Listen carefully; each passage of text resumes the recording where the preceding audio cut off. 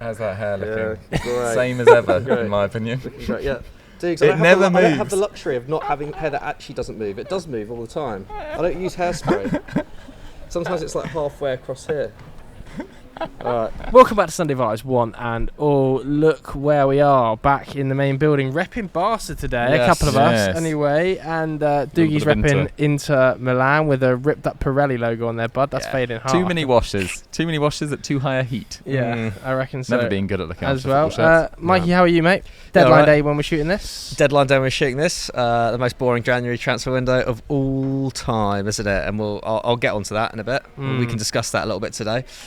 But yeah, who knows? Who knows what the rest of Thursday will have in store? Nothing. Potentially. I envision very, very little happening. Dukes, how about you? I'm good, thank you. Yeah, glad January's over. Feels like actually in other sports it's been, the Lewis Hamilton news is pretty massive. Yep. England cricket doing well. The Six Nations starts on Friday. I know, Mikey, you'll be delighted about that. You will? Massively. Got your jeans and shoes ready? Got my jeans and shoes ready, mate. Man. Yeah, I'm going to be down in Twickers. Put them out at the end of the now bed, I don't ready need to for hide Friday. the fact I like rugby because there's not Hamill and George here anymore. They hated rugby. Yeah, so a lot of our either way, commenters, mate. we've got, I think, quite a good episode lined up today. Yeah, absolutely. We're going to be looking back at what the last month of the Premier League has taught us. We do this quite often, don't we, on the channel?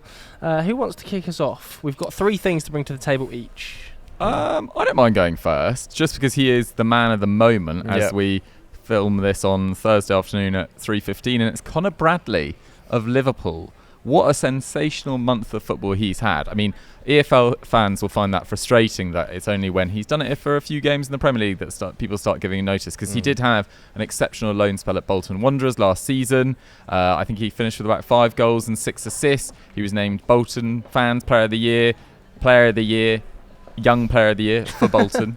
They finished 5th in League One, but they won the EFL trophy. He was man of the match in that game. And obviously, it was an injury to Trent Alexander-Arnold that paved the way. Joe Gomez already being used at left back. So I love it when almost circumstances fall into place for a young player to get his moment and they just instantly take it and run with it. He's been absolutely brilliant. He'd been used sort of in fits and starts before the start of 2024. I think he'd only played about 119 minutes, and the full 90 that he played was against Union Saint-Gilloise in the Europa League, and Liverpool had actually lost that game. But he's played 6 games in 2024, 5 assists and 1 goal in his last 4. Just Very absolutely remarkable, and tore Chelsea apart, really, and had that great cameo against Arsenal as well. Like, he's doing it against Chelsea aren't one of the better teams this year, but at least a big game at least. The assist, I thought, particularly for Szoboszlai, was beautiful. His finish was so nice as well. It wasn't actually until it was highlighted to me afterwards that he kind of slips as he shoots as well, and his whole left foot is kind of being taken away, but the contact is so good. And his underlying numbers, admittedly, he has played very few minutes, so don't run away with these. But 0.59 expected assists per 90. Of players to play 150 league minutes, only Timo Werner and Jacob Murphy top that. He's averaging around 4 tackles per 90 as well. Up, it does a little bit, but to be fair, the highest in the Premier League this season is Pablo Sarabia on 0.5. So no one that's actually played regularly is operating at that high creative level. I mean, Kevin De Bruyne's already over 1 on that, but he hasn't even made 150 minutes. So it is a little bit futile, but it does go to show that in the games he's played, he's been exceptional so far. Against Chelsea, 3 tackles, 1 dribble, 4 chances created. And Liverpool are looking really, really good. Yeah. Really, really good. You changed your team talk prediction from the start of the season. I have changed my team talk prediction. That is going to come back to bite me so badly if they win the league. But fair enough. Where did you put them? Like outside the top 4? I said they weren't guaranteed to finish in the top 4. I think you said. Yeah. Was Brighton ahead of them? I think I said quite specifically Brighton. Basically, it's a clip that is. Should we just roll the clip? We can just roll the clip. Put the clip in.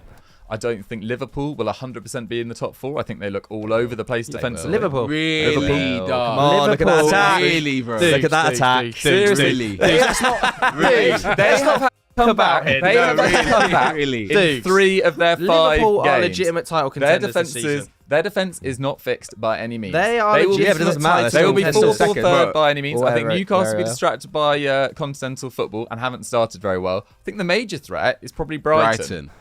for clarity there, the question was where will Spurs finish? So I was actually arguing for Spurs to finish in the top 4 and disparage Liverpool in order to make that point. But yeah, Brighton being what point potentially was that? above Was them. that before the season? It was like 4 or 5 games into the season. Okay. Which, to be fair, Brighton had won 5 of their first 6. And Liverpool were a bit like we didn't really know what they looked it was like. quite a new conceding team. a lot of shots, They but were conceding a lot of chances as well. Alisson was in overdrive. But I just think Klopp, given the fact that Robertson has been out until last night, or until this week, I think, Tsimikas has been out, Trent, Szoboszlai, obviously no Salah, to be in the position they are in is amazing. And to find a young player like this, Northern Irishman, looks like he's got an enormous future. There was actually a Bolton fan that put on social media that he'd asked Klopp on a beach a few weeks ago during the international break, being like, can we have Conor Bradley back? And he was like, it's too late. He's part of the first team now. And you can see with good reason. Obviously in a few hours' time, it's Liverpool versus Arsenal. Huge game. If Liverpool win that at the Emirates, they go 8 points clear of Arsenal. That feels really, really difficult for Arsenal to come back That's insurmountable. I would argue. Then on the 10th of March is Liverpool Man City, and if they're still 3 or 4 points ahead of Man City, then it could be Liverpool's. It really could. I think as well we have to talk about the effect of Jürgen Klopp leaving in this month, in this period, and how galvanising that seems to have been, particularly on the Anfield crowd. It's as loud as I've ever heard it, almost. Very emotional after and before every game, and I think that's going to have a huge factor in the title race. I don't see Liverpool losing another home game all season. They rarely lose at home anyway. In fact, I see them pretty much winning every single home game from here on in. So, I think that is going to have a large sway. And I also think that if we're looking across the last month and also across the kind of this season, when we're talking about Jürgen Klopp's legacy and players like Bradley, I think we have to look at how many minutes and how much emphasis he's put on giving young academy players chances in this team, and how much they've taken steps forward this season. We haven't even spoken about the likes of Curtis Jones. We've seen Doak get minutes. Yeah, Curtis Jones is fantastic. I think he stands a very good shot of going to the Euros, potentially in one of those midfield slots as well. Yeah, Harvey Elliott, I know he's not an academy player, but still another young player being given minutes in that side. Quansah getting minutes at the centre half. So I think if we look at Jürgen Klopp's legacy going forward, not only if they, win 2 or 3 titles this year, but what he's set them up for next year in terms of academy success and academy breakthroughs, I think can't be understated. Absolutely. Sure. I mean, we're already having the conversation, but my first thing I'd learnt from the last month is that Liverpool, I think, are the real deal. I think City are going to have to be much better than they've been so far this season to win the league, and they will be. And they may well be. They may well be, because they have been really good the last few weeks. KDB's back. KDB looks obviously excellent since coming back, and Haaland is Haaland will probably be starting this weekend. But on that point about Klopp, I think the academy thing is really true, and I think that without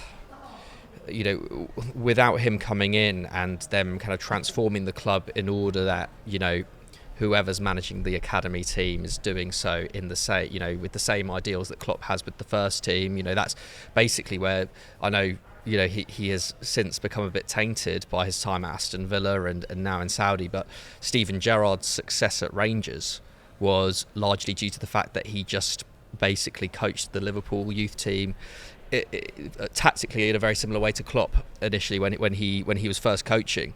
So having that continuity between the two, is massively important, and is why someone like Conor Bradley can go from League One last year to basically being a Champions League level right back this year.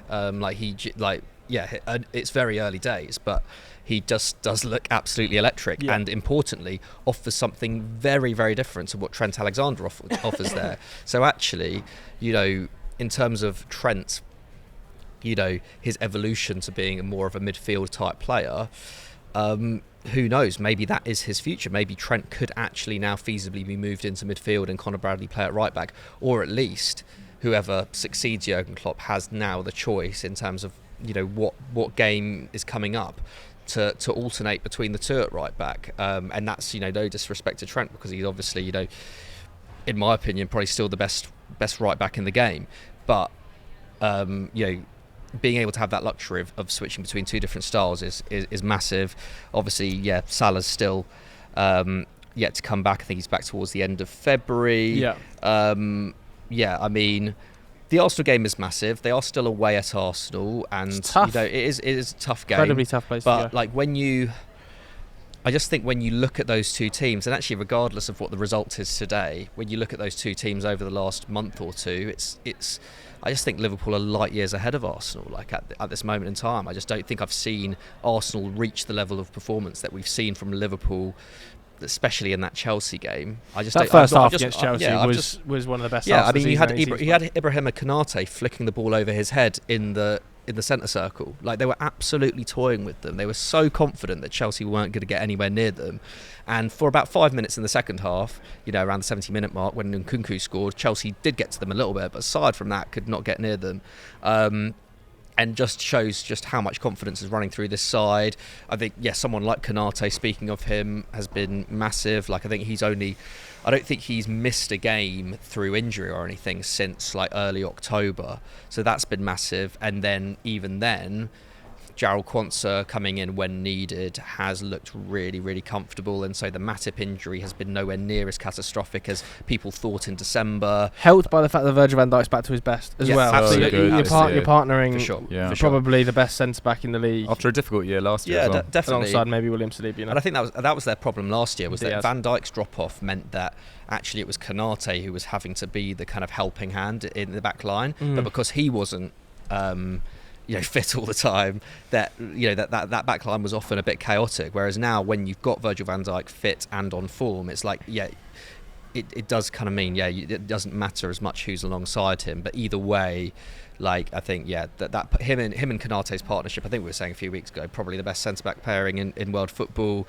Robertson's back now as well, so you've now got the choice of him and Gomez, who's obviously been excellent over the last couple of months. I think we should touch on Gomez, by the way, because I think he has just been frighteningly good as a left-back, as an out-of-position left-back, to the level where surely there are conversations now about him going to the Euros. Like, you'd think so. As an auxiliary left-back almost. Chilwell's been out of the side majority because of his injury problems.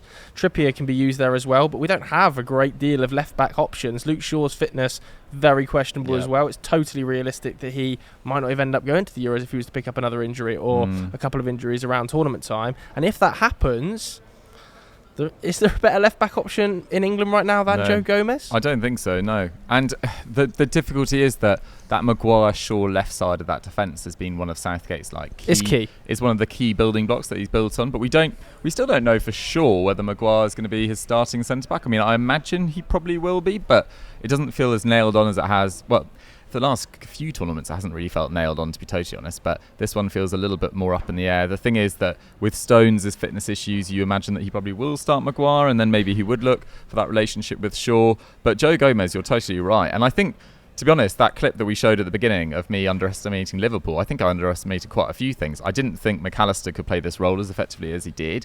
I thought not having an out-and-out defensive midfielder would be a massive issue. John Babb behind the camera. Come and show me your beard, John. Come on in. Look who's back. Corporate Bab. Corporate Bab. Now be away with you. Get away with you. I didn't really think they had the out-and-out defensive midfielder. And then I think, which, to be fair, I think all of you guys were arguing with me in that clip that I think I underestimated their forward depth as well. Like, it does really help. 70 minutes. You can bring on Jota, you can bring on Nunez, you can bring on Gakpo when Salah's back. Salah can rotate. Harvey Elliott's made a massive difference off the bench this year. Curtis Jones, when he doesn't start games, makes a huge difference. Like, their squad, I think, is far deeper than Man City's right now, and I think they've got better players in better form across the pitch than Arsenal. Yeah. I think, we'll get onto Jota. 4 goals and 2 assists in his last 4 games. 2 of those were sub appearances. I was having a look, and I think in terms of goals per 90, just pure efficiency, I think only Haaland has a better goals per 90 rate than him. His finishing's out as well. Yeah, finishing is amazing, and we saw the goal against Chelsea. He just does have that ability just to wriggle through defences, and his dribbling ability and his overall technical ability, I think, was there for all to see even in his Wolves days. But I feel like this season, I think actually since coming to Liverpool, because he's been so closely associated with being really good in the air and that being kind of a hallmark of his game, I think people have taken their eye off actually this guy has played a lot of his time as a winger before playing at Liverpool, and actually is overall as a technical player, I think is I think he's clearly better than like Cody Gakpo, for example. Like really? I think so personally. He's way more devastating as a full package. I think so, and I just don't know whether he's like. I think Gakpo's key strength is his like ability to hold on to the ball in tight spaces. Like I think Jota's obviously more of like. I'm not saying he's a better forward. I think Jota's more penetrative. Yeah, I think it would be what I say. Jota makes the starting 11. That's the biggest W. Again, that's the biggest W in that battle. Is like Jota is a starting 11 member. I think in their best side, I don't think Gakpo is. Oh no, I wouldn't say that either. I was just talking about their technical ability. Yeah, but this is what's mad with that Liverpool forward line though, is the fact that at centre forward, okay, you don't have someone who's like at the level that Firmino got to, but you do have Gakpo, Jota and Nunez, like all to choose from in there, which is pretty mad. And once Salah's back, maybe Nunez will take a more prominent role because they had such a good connection kind of pre-Christmas time. How do you drop Jota, there's so many options there. There's so many options. Or you can alternate Jota and Luis Diaz on the left. Right. Although at the same time, Luis Diaz, I think Darwin Nunez is best off the left as well at the moment as well. Yeah. I think he just rips apart that sort of left-hand channel. And like of all the players, like I think Luis Diaz, fantastic player, but I think at the moment not as devastating. I don't think he has the impact that Darwin has in terms of what he brings to the side with running in behind in particular, and I also don't think he brings the goals to the team that Diogo Jota brings. There's no point talking about Salah comparatively, so I think of the three I would probably drop him, and I think the forward line that's strongest is actually Darwin, Jota and Salah, but I don't think that will be the most used forward line because I think it lacks a little bit of discipline potentially, and that is what a player like Luis Diaz gives you structurally. Yeah, for sure. Certainly gives you more width. And Darwin has that impact moment off of a bench, doesn't it? If you're 1-0 down and you look to the bench and Darwin's there, you think,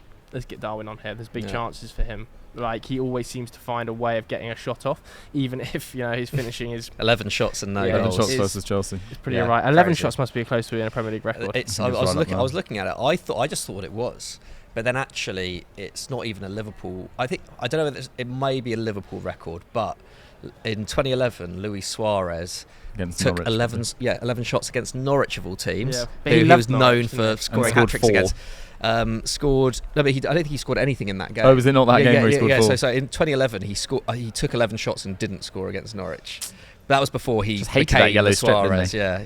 Before he came peak Suarez. But four woodwork hits in a game is a Premier League record, at least since records began 20 years ago. But just very quickly to kind of finish off on Liverpool. There is that game against Man City on will probably be the 10th of March. Liverpool are playing 7 games between now and then, including that Arsenal game, of course, on the weekend. Carabao Cup final as well. Carabao Cup final as well. If they win that, then they'll be flying. City have 9 games between then, so I don't know whether that will play a factor. Salah should be back fit for a couple of games before then as well. And it's at Anfield. I feel like if Liverpool get a result at Arsenal this weekend, they win the Carabao Cup, then I think they go into that as favourites personally. The City run of fixtures is very nice though. It is pretty nice. It is pretty nice. Yeah, like Brentford, Chelsea at home, Bournemouth away, Man United at home the week before. So if they get a big result there, yeah, probably. Although I back United to be much better than they are at this moment in time. Can't get much worse. My one thing about Liverpool, and also Liverpool, the other thing is they will have had the first leg of their Europa League last 16 3 days before the Man City game. That'll be absolutely fine. Hopefully, but it depends whether that's an away leg or a first. Yeah. My one factor about Liverpool that maybe I'm just putting this in there to sort of cover myself. I think the Klopp news is, it's great right now. It's really galvanised them. Has the potential to make every game quite over-emotional from January to the end of the season and exert a lot of emotional energy. Now we saw Arsenal, I think, at points last year, it got all a bit emotional in that title race, comebacks and just too much drama, on-pitch celebrations, and it was just maybe got a little bit too much. Now I wonder whether the Klopp news, once you've had the initial we need to win it for Klopp, whether they exert too much energy in January, and they slightly fade in They've April, been May. there and done it though, man. They're the one team that's used to not battle that many of this squad. There's a lot of new players in the scuad. Yeah, but the key players have been there, done it. Yeah. Trent, Virgil van Dijk, Alisson, Salah. I think the key players have been there and done it, and that's the important thing. You know, you've got World Cup winners in your midfield that have been there at pressure moments, at extremely emotional moments, like McAllister. Just putting it out there. Done that. I think we've had a lot of Liverpool love. No, I think it is a valid. I think it is a valid It's a point. potential point to keep in mind. It's definitely a valid point, and I think it's almost less so on the players. It's kind of on the fans as well. Like in previous seasons, like it's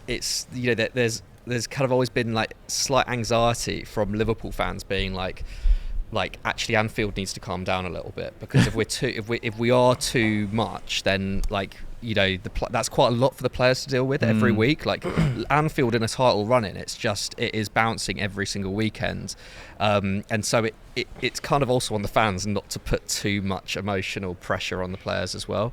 Obviously that's really hard because, you know, fans will be fans and they're passionate, but like that, you know, it's not actually all down to the players in that sense.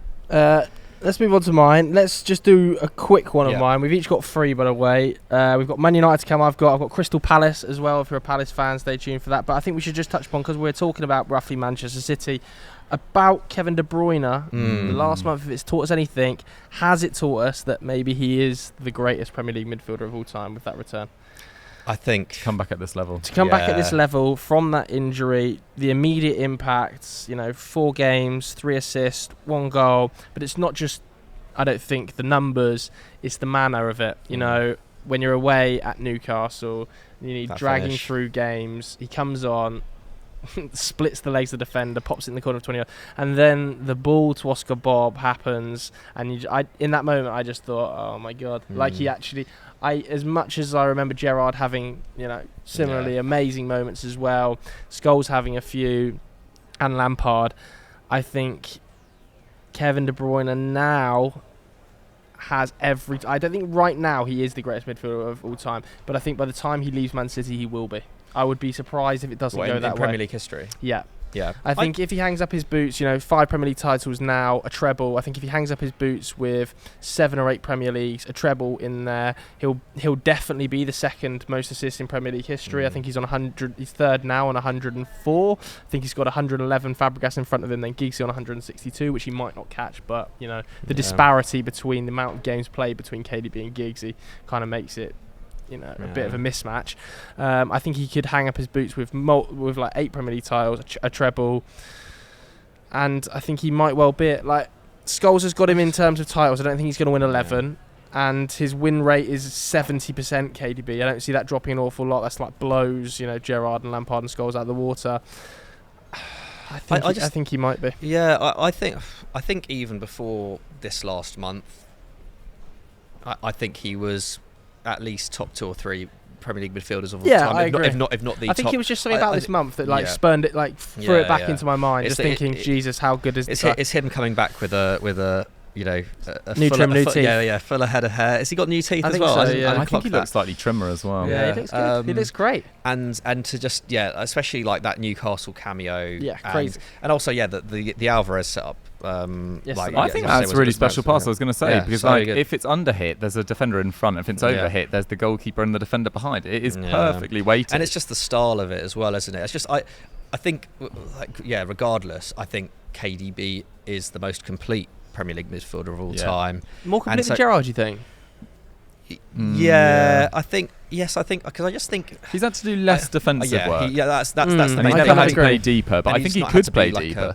I think in terms of all-round package, like what you could do offer defensively as well, and ground coverage and things like that, I would probably go with Gerrard. But in terms of just style, though, Kevin De Bruyne is so much better. In most aspects than Gerrard was. That I think probably KDB. I still think it's Scholes.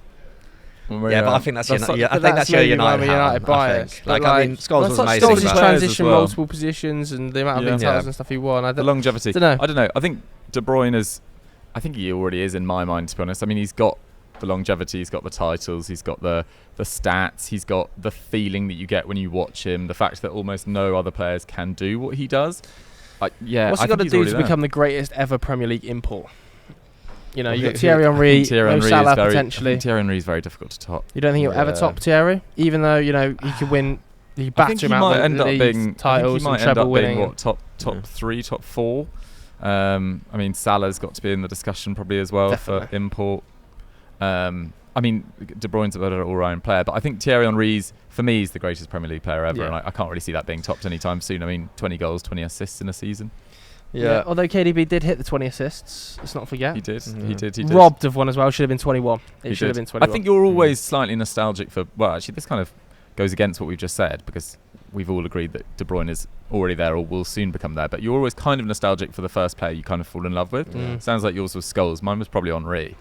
Just because no Sunderland players really ever made me feel like that. I think I guess the one thing going against KDB as well is that, like, I don't think Scholes, Gerrard, Lampard never played in an overall team as complete as Man City.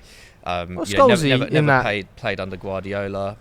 I mean, Scholes under Fergie especially in the late 2000s. So that was an amazing team. But I think Scholes, in some ways, Scholes had to work harder to become that kind of player later in his career. Whereas KDB, obviously a really hard worker, but he hasn't necessarily had to change his game as much in order to keep up with this Man City team. Like, the level of system that he's working within, I just think is a cut above. And so, like, maybe if you did have Gerrard, say, in this Man City team, he would look a bit more like De Bruyne, whereas Gerrard was having to, like, drag quite average Liverpool teams through games for, like, a number of years. It's a point that's got Lampard was kind of having to become a auxiliary, like, striker at points, because Chelsea actually didn't have a particularly consistent number 9, or never have had a particularly consistent number 9 over the last 20 years. Even in the Drogba wasn't too bad. Even in the Drogba, but even in the Drogba days, there were years where he only scored 5 goals, and so Lampard had to make up that difference. I get what you mean. The one thing I worry about with De Bruyne is injuries. Like, he has had whole campaigns, or at least half campaigns, quite regularly where he's missed games. And I hope that only two. He's been obviously 8 Premier League seasons now at Man City. Yeah. This is his 9th. Only 2 seasons he's played less than 30 Premier League games. So 18-19, one of those. Okay, I'm wrong there. To be fair, I thought it was more like 3 or 4 that he maybe played less than 30. Well, it'll be 3 once this season's up, because I don't see, like, obviously there's no way you can play 30 this season. So that'd be his 3rd. Historically, actually, like, he has played an awful lot of football. Fair enough. I take it back. For some reason, I feel like he's had more layoffs than he has. Right, next up. Go on, Diggs. Okay, mine's more of a quickie as well, actually. It's just to draw attention to a team that, you can't ever really criticise them, because, it goes against the Premier League fabric at the moment. And that's Brighton. I think there is a little bit of a discussion about their current form. Like, there are huge factors, which I'll come on to, I should say. What is their current form? 3 wins in 20? 3 wins in 16 in the last 5 months. So since the 24th of September, which was the period that saw them win their 5th game in 6 to start the season, and certain idiots were saying they were going to finish above Liverpool, they've only won 3 in 16. In that time, they'd be 15th in the table. They have drawn a lot of games in that time. I think they've drawn more games than any other Premier League team. I think they're 8th for draws in Europe, in Europe's top 5 leagues. But their most recent results, 0-0 against West Ham, 0-0 against Wolves, and then that really bad performance against Luton on Tuesday. Second worst of the De Zerbi era. Not the worst, because that goes to Everton 5 at home. Well, also they lost 6-1 to Villa. The Everton 5 at home, I feel like, was a little bit more of a fluke, though. Whereas that Luton game, do you remember my Newcastle Stag day when we were in the pub and we were just before the Stag started, and Brighton got lost 6-1 to Villa earlier this season? Oh yeah, I forget about that. Yeah, I think Luton did put up 3 XG and had like 20 shots. Yeah, they did. That's a lot. Against that Luton squad. Yeah, it's 3.6 XG. And in their last 3 games, they've conceded 5.75 XG. And, previously, their previous losses were against Villa, Man City, Chelsea and Arsenal. Chelsea less so, but those are, top of the area teams this season. But to lose 4-0 against Luton... They have got terrible injury problems. That's what I was going to talk about. And also, it needs to be caveated in, they've done well they're still in the FA Cup. They recovered from a really difficult start in the Europa League. First year in Europe, they won 4 games in a row. They've now topped a group with Marseille, Ajax and AK Athens. That was a really impressive achievement. And it is worth talking about their injuries. I think Solly March is a bigger loss than people really envisage. Julio Enciso's out till next month. Veltman's missed games. Tarek Lamptey's missed games. Estupiñán's missed games. Ansu Fati's missed games. Mitoma's now missed games. And Dingra's been at the AFCON. Like, their attacking depth, which actually was looking surprisingly good at the start of this year, has just been completely ruined, really. And only 3 players, Gilmour, Gross and Dunk, have started more than 15 league games. That's the fewest in the Premier League for amount of players to start over 15, followed by Man United. So both have had huge injuries to key players this season. But I think, he's not under pressure by any means whatsoever. I think they're still 8th in the league. I still think they'll finish in the top half. But it's just something to keep an eye on that has crept up in the last month. Like 0-0, 0-0, 4-0 loss to Luton. He's under a little bit of pressure to turn that around quickly, to recover what has still been a solid season. But their next game is against Palace, and you lose against Palace in that derby that I've never really got that invested in, to be honest. It's a rivalry. It's a rivalry, fine. It's not a derby. They got Palace this weekend. It feels like it would be nice to get back on track. I'm not saying it's a big game, mate, for both teams. It's a big game for both. Palace, so maybe we'll talk about that next. Yeah, I mean, those games do tend to, no matter on form, I feel like the games always end up being kind of high-scoring draws or whatever. I actually got a stat to disprove that. They are always draws, but they're never high-scoring. Oh, really? Really? There hasn't been more than 2 goals in that game for the last 5. Really? It tends to be 1-1. If there's going to be, though, it could be this weekend. Yeah. I'm not going to lie. Let's talk. Why don't you go on to Palace? Crying out for I might just jump in here, Mikey. I know you've got Bayern Munich up next, so we'll save that one because Crystal Palace has popped up, and I think that's one thing I've learned over the last month, really, that Crystal Palace is stuck. I think there is a bit of an identity crisis going on at Crystal Palace right now. We saw the banners unfurled by the fans, didn't we, at the 5-0 smacking about by Arsenal that I think everybody kind of saw coming. Everybody expected would happen. We also saw, Parish out banners, Yanks out banners, obviously in reference to Texter, and I'm sure that would have cut Steve Parish extremely deeply. This is a guy who really saved Crystal Palace from administration, didn't he, in 2010? So I think there's a lot of pressure on. Not so much Roy, although Roy to a level, because I think they have similarly been critical of him 3 as well. wins in 16. Fans have been very critical, and I don't think he helped Same as himself De Zerbi. at all when he said the fans here have been spoilt over the last few years, and obviously he apologised for that after. And I don't think that helped his cause at all, because Palace fans haven't been spoilt. They've been in the Premier League for a decade now. They've got every right to expect a new level. And Parish has talked about, we want to make the step up. Well, the investment hasn't been there to make the step up. If we're being frank, you look to the summer and you think of França coming through the door, hasn't started a Premier League game yet. You think of Rob Holding coming through the door, hasn't started a Premier League game yet. Is injured now.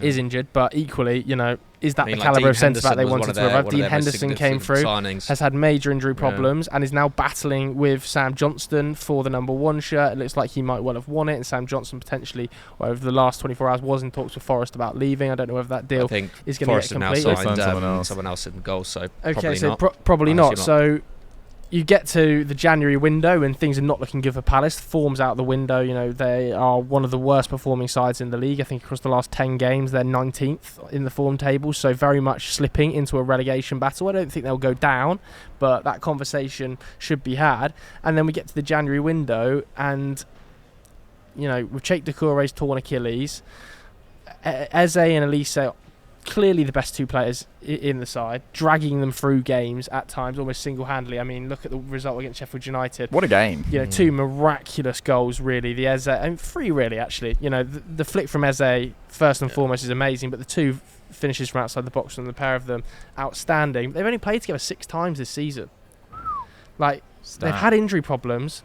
Doucouré has torn his Achilles. You're thinking they're going to need to get some experience in here. Parish has talked about getting experience in here. They've signed Adam Wharton, potentially a good player, and I think for the long-term future of Crystal Palace, like they do very regularly, it's very positive. Very highly thought of. He's also quite disparaging about the academy. Yeah, and look, the academy has produced a lot of players over the years, but it hasn't produced the players that have been sold on regularly enough to kind of bankroll the incomings. You've seen a lot of teams do, and I'm not, hammering Crystal Palace here because they're one of the clubs that haven't spent big.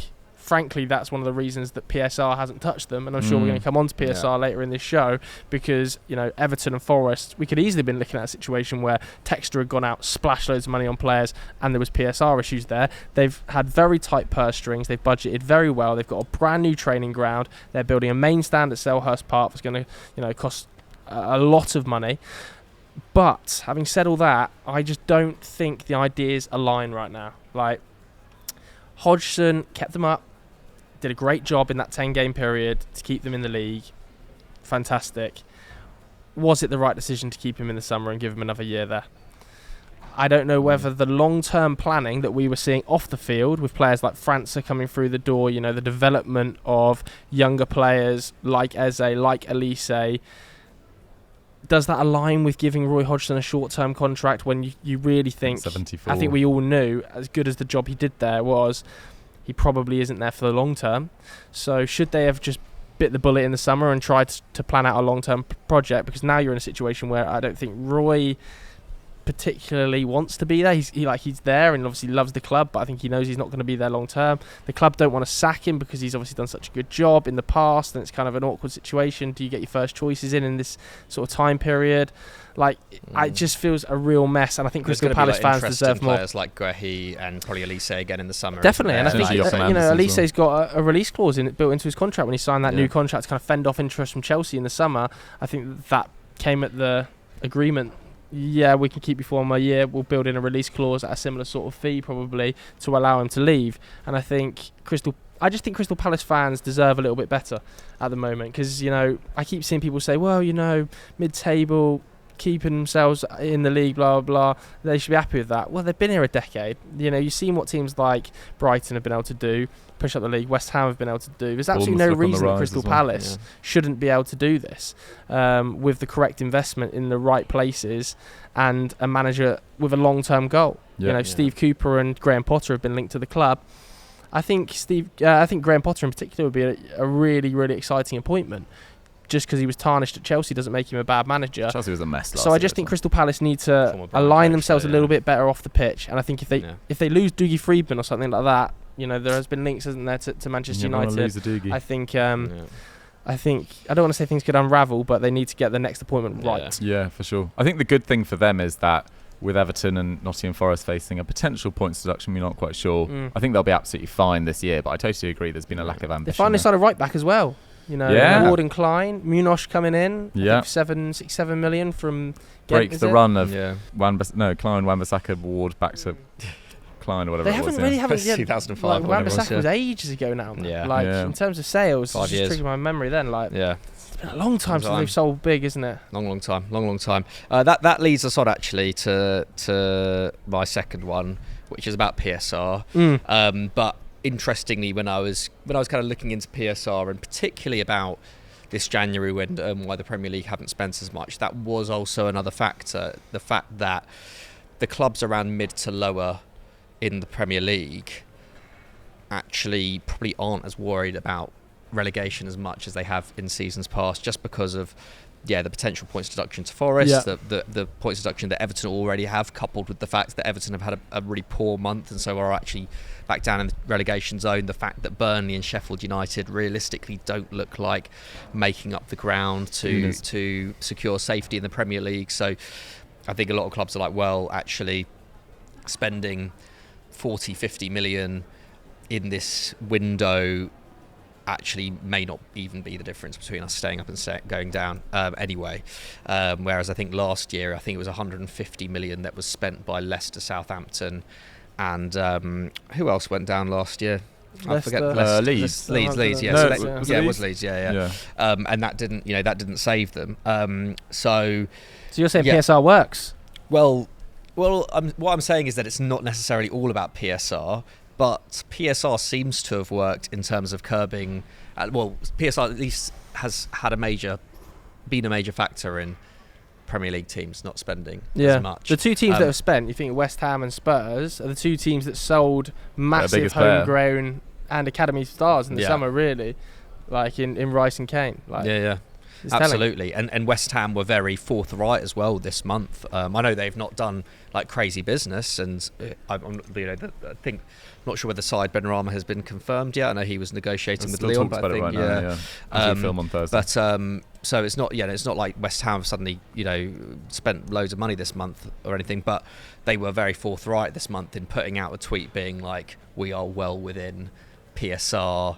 Yeah. We're absolutely Did they fine. actually? They put a tweet They out. put a tweet out with like the figures. I think they've only I think Quite after that clarity, Rice, but I that's think random. after the Rice sale, I think it was something like £32 million. Forgive me if I'm wrong. I can get the tweet up on screen now to clarify. So, like you say, Joe, yeah, like Spurs and West Ham, two of the most confident clubs. Spurs are the only club that have really spent anything really significant, at least before deadline day. I think before deadline day, Dragusin was the most expensive signing at the equivalent of 25 million euros.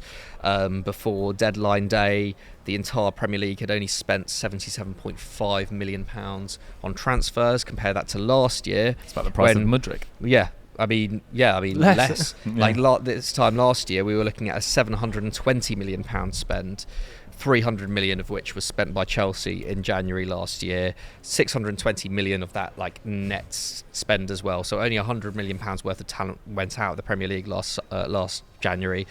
And like just looking at the figures, it is pretty astounding. Like. So that was the biggest spend, and then that was followed up by 2017-18 when 486 million pounds was spent in January, and then that was the January that Arsenal bought Aubameyang, Man City bought Laporte, Virgil van Dijk went to Liverpool. But then 21-22 was third on 295 million pounds, and I guess there are contributing factors. Last January was the first January since Bowley took over at Chelsea, and that that is obviously a kind of exceptional kind freak of moment, bit of a freak yeah. moment. 21-22, that was the year that Newcastle got taken over. Obviously that happened in October, and Newcastle were in relegation trouble, and the ownership at Newcastle obviously spent a lot in that January as well. So there are factors there, but nevertheless something like PSR has meant that Newcastle are not spending in January because they're very close to the edge. Obviously we know about Man United. Even last summer they were having to think about PSR as well in terms of their late business in the window, just getting loans in. Chelsea as well, like, have not spent and have been trying to offload Armando Broja late into the window in order to try and like work out some way of bringing in talent in. Fulham and Villa are also close to the edge as well. Villa obviously have reinvested the Jack Grealish money excellently over the last couple of years, but even they're not safe from it. So yeah, I think it does prove that with the Premier, at a time when the Premier League has been under a lot of pressure in terms of the calls for an independent regulator to come in, that's something that's very much happening, still very much happening within within Parliament. That these the profit and sustainability rules do finally have seemed to have a real world effect, and it may well have been just the fact that Everton got that 10-point deduction. Like Premier League, like clubs, the actual hierarchies within those actually being like, oh, 1 second, like there are actual consequences to our actions, which obviously we hadn't seen before. So yeah, I think that's definitely something that we've learned, is that the Premier League spending can be curbed, and I think it's kind of about time, to be honest. It's like, how on earth in like the 2 years after a pandemic ripped through the world and like absolutely decimated the entertainment economy, have we still saw like Premier League clubs spending like bigger than ever in January windows? Like it did seem incredibly jarring. And so for clubs to actually now have had to actually take stock of their finances and whatnot, like it just feels a bit more justified. It feels a bit more real, and there is the possibility that these rules actually might not last that long. UEFA have shifted FFP to I think mirror a little bit more. I don't know how similar it is, but basically they're shifting to a squad cost ratio model, which is a bit more similar to La Liga's model, and there's talk that the Premier League could do something similar there as well, just because the Premier League likes to be a bit more in line with UEFA in terms of clubs playing in the competition and then being more aligned, which would be interesting as well, because we obviously saw what the squad cost ratio rules did for Barcelona and did for La Liga as a whole after after the COVID pandemic, when so many losses were incurred. But what would be interesting about that, if that was to come in a similar way, would be that we wouldn't have I don't think, you wouldn't hope anyway, points deductions being given out mid-season. It would be a lot more, there would be a lot more checks in advance of a season, and clubs basically being like, you can only spend this much from June until May the following year, or from June till January. If we're just looking at transfer windows, this is how much you're allowed to spend. You have to sell this much in order to bring this much in. This can't exceed your wage bill by this much, or it has to only be 70% of the wage bill or whatever, which it's a bit more boring, but I think it's probably a more sensible system. Like, I know Javier Tebas has had a lot of hate, especially from Madrid and Barca fans over the years, but he has kept that, he has kept La Liga in check in that sense, and the Premier League has generally been the opposite of that over the last 20 years. It's kind of been a free for all, especially with the kind of the money that say the PIF or Roman Abramovich were able to bring in. Yeah, I think that's I mean, have you got Barcelona? I was going to talk about them briefly at the end. I mean, what that actually brought to mind, Mikey's speech of clubs having to be a little bit more financially prudent, not spending within their limits. It just brings to mind a certain club that has spent £1 billion. It is glorious to watch, though, isn't it? And their players are tied onto contracts for the next 7-8 years. And no one is going to be able to afford them. And a few people said, "I told you so." And I'm loving it. I'm absolutely loving it. So you're referencing Chelsea here. I'm referencing Chelsea Football Club. Chelsea. Their unique strategy could potentially have not come at a worse time in football history. There is going to be no money. People are going to be tighter than ever. If the Premier League don't spend as well, the rest of the other markets around Europe have less money to spend as well. I just think they've really tied themselves into long-term projects. Unless these players all suddenly explode. There's a potential explosion there. Who knows? I mean, I don't think they've actually been as bad as last year by a distance. But also, I can imagine after this January, I still think this summer there's probably going to be quite a lot of spending in the Premier League. I think that investment in Man United. I think this could prove to be an anomaly. I feel like it's a bit of a perfect storm, and the PSR rules just kind of really coming into bite at this moment in time. So I wouldn't be surprised if the Premier League spends massive. I don't think Chelsea's players are going to be at the top of anyone's wish list, though. No, absolutely not. I think Chelsea is still a unique example for sure. I'm with you on that. Do you have Barcelona? I was actually really going to talk about Napoli. I was just going to mention Barcelona at the end. Basically, Barcelona lost £400 million during COVID. Had to pull those levers, selling 25% of their TV revenue for the next 25 years. There's a chance they don't finish in the top 4 in La Liga this year. Which is crazy. Which is mad. And given that there's so much of their finances are tied into where they get in the Champions League, assuming that they're always going to be in the Champions League, it's unthinkable that the club might not be in there. To be honest, player for player, I still think they are easily top 4 quality at the moment. I think they're going through a bad patch at the moment. It makes some of those player acquisitions, mate, just look diabolical. Like Lewandowski, on an increasing year-on-year wage. Next year, his wage goes up another 50%. I think, or by another 25%. And his form is getting worse and worse. Bizarre. Like now, with the emergence and the level that he's playing at, I think we can look at Lamine Yamal and say, this is Barca's best attacker here. The money spent on Rafinha now looks pretty bizarre, doesn't it? Obviously, hard to foresee how good Lamine Yamal is going to be, but equally, they were struggling then for money. They should have belted down and gone, we cannot spend a penny. We're going to have to rely on La Masia. Let's just back La Masia to the hilt here. You look at Kabazi's breakthrough over the last couple of weeks. It's hard to say that he hasn't been better than Jules Koundé over the last few weeks as well. So does then that mean, why did we spend on Jules Koundé when we had this level of player coming through the academy? Why didn't they just back La Masia to the hilt and go, we're going to spend no money here, we can't afford to, that we're going to back La Masia, it's going to cost us a fraction of the price, a fraction of the wages, we're going to sell a load of stars, and then double down on getting a young manager who is just going to be La Masia focused. That was the way to go. And now you look at some of those acquisitions, some of those acquisitions could actually feasibly sink Barca. Like Lewandowski, if they cannot shift him off the payroll, Like, that is a huge issue, man, for them. And you look at their best players this season, and it is the academy players. It's Lamine Yamal, it was Gavi before his injury. You know, even in defence, like, they spent £50 million on Koundé, and then have Andreas Christensen, who's always the first player to be dropped.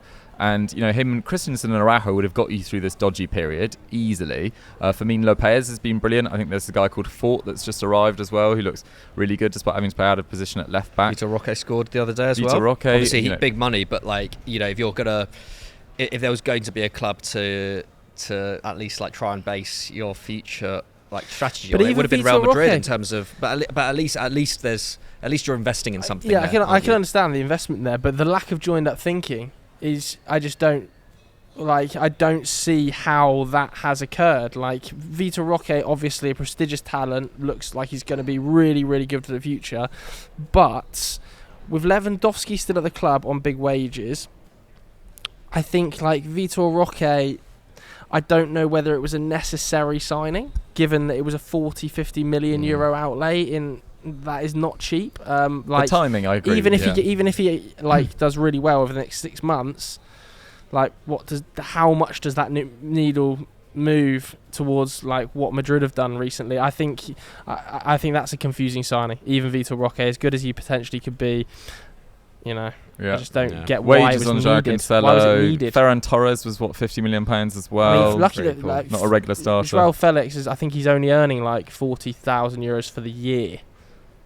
€40,000 for the year. Yeah, I think he's actually agreed, like, some contract to join Barcelona here. Barca fans will be able to clarify this in the comments, where his wage at Atletico, whatever it was, I don't know, 300 grand a week. I actually think for the year at Barca, he's earning, like, maybe it's 400 grand for the year. Not like a week or 40 grand. It's something like that, where he's basically agreed to pay for 1% of his value. Wow. Like 1% like of his a well-paid wages. banker in England rather than... But it's a mess, mate. And they just keep spending. They keep spending. Yeah, and it hasn't led to... Yeah, I don't think it's led to particularly good squad harmony. The squad is very disjointed. They're just not playing well at all. Xavi's now left. And where do they turn for a manager? Well, we'll talk about this on Monday's show. I mean, Rafa Marquez seems like one of the favourites. Is that any improvement on Xavi? No. I don't know. Anyway, we've spoken about Barca. Yeah, next up, enough. Mikey. We'll stay on the continent, I guess. Yeah, a bit of a boring one, to be honest, but I've learned that I think Bayern Munich are still the favourites for the Bundesliga, despite everything. I just think, given the injury problems that Bayern are dealing with at the moment, the fact that they are already 2 points off Leverkusen, they play them on the 10th. Coming up soon, next weekend. Next weekend. At Leverkusen, for sure. But I just think that Leverkusen have to win that game in order to win the Bundesliga, whereas I don't necessarily think it's as necessary for Bayern. I just think kind of agree. The fact that, like, I would love, obviously we'd all love Leverkusen to win the Bully this year, but I just think those last minute winners against Augsburg and Leipzig reminds you of Arsenal last year. Well, slightly. I think Doogie, you were making that comparison, weren't you, a couple of weeks ago?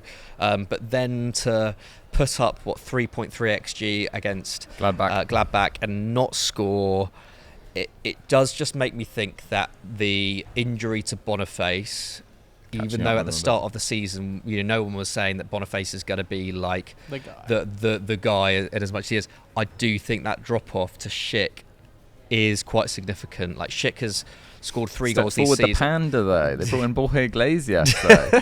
They have, old to be 34 years old of him. Too. Maybe he will Unleash the Panda. Maybe he will be the hero, the unexpected hero. Mate, I would love that.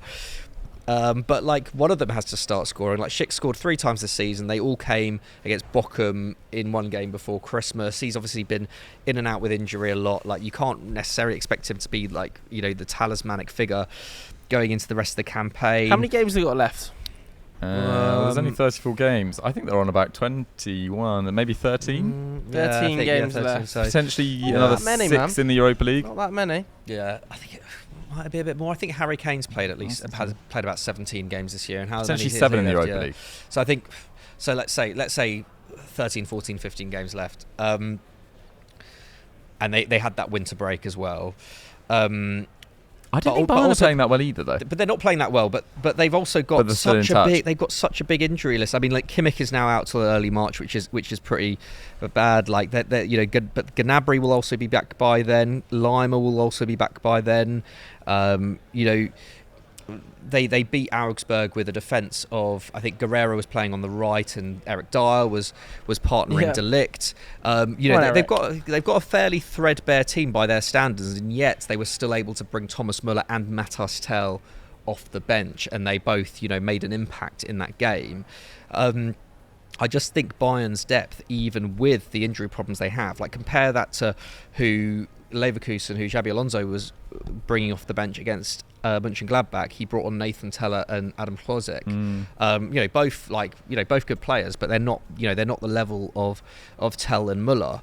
I just think the fact that Bayern are still not playing great, and yet they're in touching distance and still have a much deeper squad, even with those injury problems, to me says that come March, they're going to come back in a big way. Boo for Bayern. But if Leverkusen do win on the 10th, then I think just for me anyway, that's confirmed that Leverkusen have to win that game. Some big games in Europe actually, because I think it's Juve, it's the Derby d'Italia this weekend, and Serie A is very tight as well. Yeah. My next one I've got down here is kind of INEOS mean business. A little bit. Just a little bit. I think that there was still a worry from certain sections of Manchester United fans that it was going to be sort of Glazers 2.0. There wasn't going to be an awful lot of change here. There wasn't going to be an awful lot of communication. There maybe wasn't going to be a football-first approach still, and it was kind of just going to be, riding alongside the Glazers, taking their 25%. And I think over the last month, since it's been confirmed, we have kind of seen that's not going to be the case. Like, I think the capture of Omar Barada speaks volumes about an outfit that are able to do business quietly but effectively. Nobody saw that coming at all. I think some of the communication that INEOS have been able to have with fans, with the Man United Supporters Trust, with other fan groups, with sort of local councillors and things, is a very positive sign. And they're going to have big decisions to make because, Erik ten Hag's form has not been good. Marcus Rashford has disciplinary issues off the field and, is a potentially sellable asset in the summer for a club that, has PSR issues themselves. I think there are big decisions to be made, and so far in the first month, which is what we're looking back on here, the last month, I think some of the decisions have been quite bold and punchy. I think a sporting director is expected to be appointed within the next 2 weeks, Huge. And some of the candidates, according to the Athletic and the Telegraph, I've got written down here. Dan Ashworth, who would be obviously a massive coup if United could get him, would be very expensive. Andrea Barata, who is the sporting director at Atletico Madrid. Julian Ward, who of course left Liverpool. Few question marks there. And Paul Mitchell, obviously, who was long linked with Leipzig the club. And stuff, long linked with the club, and maybe he arrives anyway as a sort of recruitment specialist potentially, although that's not necessarily the role he was specialising in at Monaco. But I think even just judging by the names there, it's very different to the approach we've seen from Manchester United over the last decade, which has not been external high-level appointments. It's been internal promotions from people who potentially aren't in the right qualified position for that job. So I think you're seeing very different way of working. I think you're seeing quite a hands-on approach. I was at the training ground the other day, and Dave Brailsford was there, very visibly walking around, speaking to everyone. I think he just held a meeting with some of the players. Did you have a chat? No. Did you give him I was a a wave? bit too worried. He's quite an intimidating guy, but he's clearly front-facing. I wasn't necessarily expecting that from INEOS, to have somebody there at every game. We've seen him at every single game, watching what's going on, clearly doing work behind the scenes. He's quit his job with the Grenadiers, hasn't he, to focus entirely on Manchester United. So I think to a level, on the first month, you'd have to say they do mean business. They're not taking this lightly. Yeah. Love it. Exciting. Absolutely. Speaking of a club briefly, I'll only talk about them briefly, that don't mean business at the moment, that's Napoli. Oh my days, what a terrible 6 months. They're now 9th in Serie A. Did you hear the other day that Walter Mazzarri, they left him at the stadium on an away game? By accident. Yeah. He had to get a taxi back to Naples. No. Cost him €500. Oh, They left him there. He has been an absolute shambles. There? I know. I don't know. I think they've just I can't imagine a club have done worse sort of ownership in the last. That's a really bad use of phrase or wording, whatever. But Aurelio De Laurentiis forcing Spalletti to re-sign that contract. He then walks away, goes on a sabbatical.